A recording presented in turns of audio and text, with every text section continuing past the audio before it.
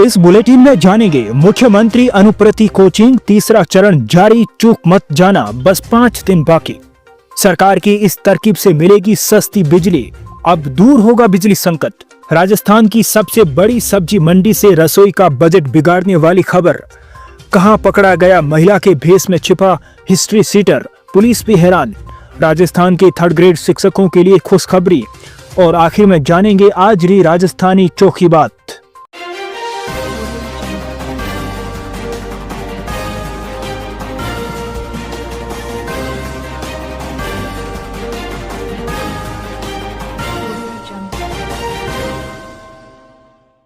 नमस्कार दोस्तों, 29 न्यूज राजस्थान में आपका स्वागत है। सबसे पहले जानते हैं आपके काम की राजस्थान प्रदेश की बड़ी खबरें।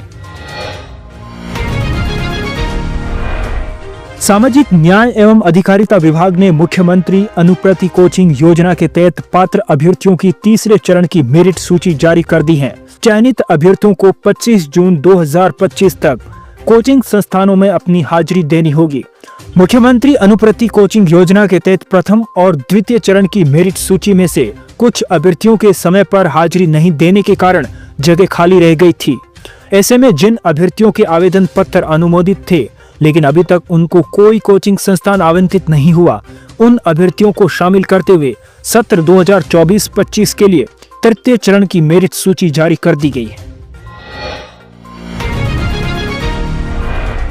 10वीं और 12वीं के स्टूडेंट्स के लिए अच्छी खबर है। शिक्षा मंत्री मदन दिलावर ने जयपुर के शिक्षा संकुल में कक्षा 10वीं और 12वीं स्टेट ओपन स्कूल का फाइनल रिजल्ट जारी किया।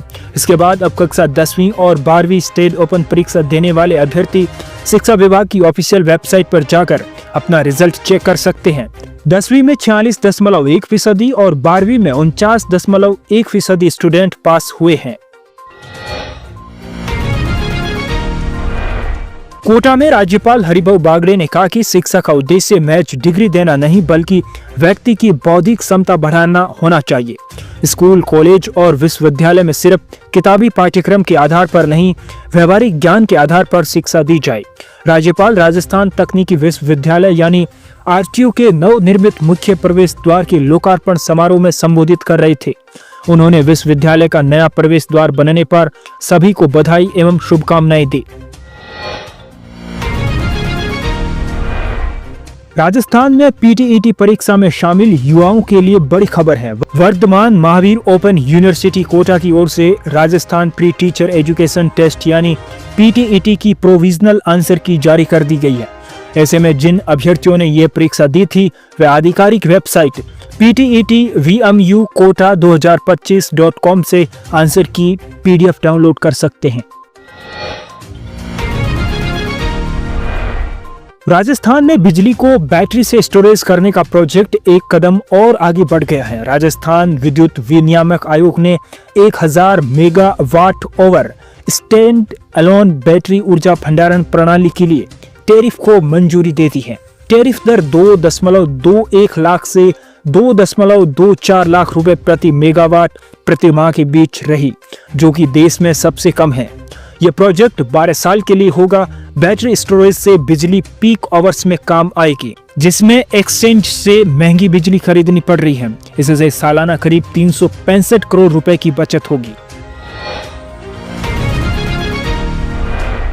राजधानी जयपुर स्थित राजस्थान की सबसे बड़ी सब्जी मंडी मुहाना से रसोई का बजट बिगाड़ने वाली खबर सामने आई है। टमाटर के दामों में भारी उछाल दर्ज किया गया, जिससे आम खरीदार की जेब पर सीधा असर पड़ा। वहीं नींबू भी 5 रुपए महंगा होकर रसोई का स्वाद खराब कर रहा है।